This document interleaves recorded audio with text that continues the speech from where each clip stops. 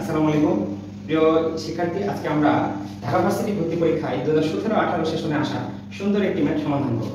আমাদের ব্যাখ্যা বলতেছে ভেক্টর a b c এর মান যথাক্রমে 12, 5 এবং 13, মানে a এর মান 12, b এর মান 5 এবং c এর মান হচ্ছে 13। আবার এখানে বলতেছে a ভেক্টর যোগ b ভেক্টর সমান হচ্ছে c ভেক্টর, মানে আমাদের এই c ভেক্টরটা হচ্ছে লব্ধি ভেক্টর, এই দুইটার যোগফল c ভেক্টর। তাহলে আমরা গাণিতিকভাবে এভাবে কল্পনা করতে পারি যে c হলো আমাদের লব্ধি, এটা মনে করা আমাদের চেনা সূত্র p ভেক্টর q ভেক্টর লব্ধি ভেক্টর r ভেক্টর, মানে p vector plus q vector সমান r ভেক্টর। এই ফর্মুলায় নিয়ে আসতে পারি। আমাদের প্রশ্ন বলতেছে a ও b ভেক্টরদের মধ্যবর্তী কোণের মান কত, অর্থাৎ আমাদের মাঝখানে কোণ যেটাকে আমরা আলফা বলি সেটা বের করতে হবে। তাহলে এখন প্রশ্ন হচ্ছে আলফা সমান কত। আমাদের জেনুইন বা জেনারেল সূত্রটা কি, যে r স্কয়ার সমান p square plus q square plus 2pq cos alpha.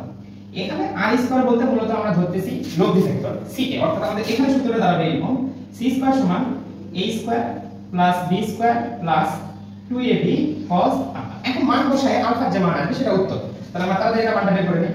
তাহলে 13 স্কয়ার 12 স্কয়ার b এর মান হচ্ছে 5 স্কয়ার, তাহলে 2 ইনটু এর মান হচ্ছে 12 5 cos আলফা।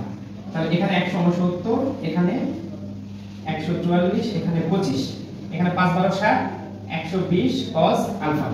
তাহলে 169, এই দুইটা যোগ করলে 169 হবে। এদেরকে যদি এই পার পার করে তাহলে মাইনাস হয়ে যাবে। তাহলে এই দুইটা যোগ করে 169, এই পার পার করে দিলে মাইনাস 169। তাহলে আসলে 120 cos আলফা। তাহলে 0 সমান আসলে কি 120 cos আলফা। তাহলে আমাদের cos আলফা সমান কি আসবে 0 ভাগ 120। তাহলে শূন্যকে কোনো কিছুতে ভাগ করলে শূন্যই তো আসে না। তাহলে অতএব cos আলফা সমান 0। তাহলে আমাদের cos কত ডিগ্রির মান 0 হয় মনে করো তো, cos 90 ডিগ্রি মান কি হয় 0 হয়। তাহলে cos 90 ডিগ্রি, তাহলে cos cos কাটা, তাহলে আমাদের আলফার মান আসলে কত 90 ডিগ্রি। এটা আমরা যদি আমাদের বোর্ড পরীক্ষায় সৃজনশীল দেই সেই ক্ষেত্রে এই উপায়টা ফলো করব।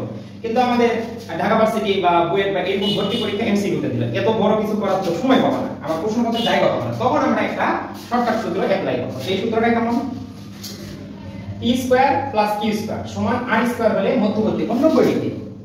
তাহলে এইখানে যদি আমরা অ্যাপ্লাই করতে চাই তাহলে বিষয়টা হবে a square plus b square সমান যদি হয় c স্কয়ার, তাহলে আমাদের আলফার মান মধ্যবর্তী কোণ হবে কত 90 ডিগ্রি।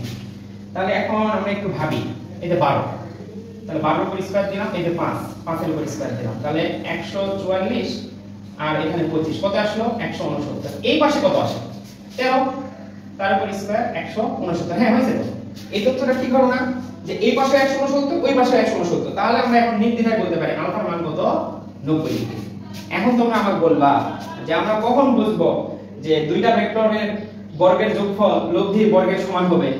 এটা কিন্তু বেসিক বিষয়, আমরা পিথাগোরাসের যে ফর্মুলাটা আছে ওটা ব্যবহার করতে পারি। দেখো বিশেষ বিশেষ নাম্বার দেওয়া থাকবে তখন আমরা এটা ক্যালকুলেশন মুখে মুখে করতে পারবো। যেমন মনে করো দেয়া আছে একটা ভেক্টরের মান 4 আরেকটা ভেক্টরের মান 3, তখন দেখবা যে লব্ধি দেয়া থাকবে 5, যদি থাকে 8 আর 6 দেখবা লব্ধি দেয়া থাকবে 10, যদি থাকে 12 আর 5 দেখবা লব্ধি দেয়া থাকবে 13। এইভাবে 12 আর 9 থাকলে থাকবে 15, 15 আর 8 থাকে থাকবে 17, 24 আর 7 সময় থাকবে 25। আশা করি আমরা এই পর্যন্ত বুঝতে পারছি। তোমাদের জন্য দোয়া শুভকামনা রইল। আল্লাহ তাআলা তোমাদের ভালো রাখুন। আসসালামু আলাইকুম।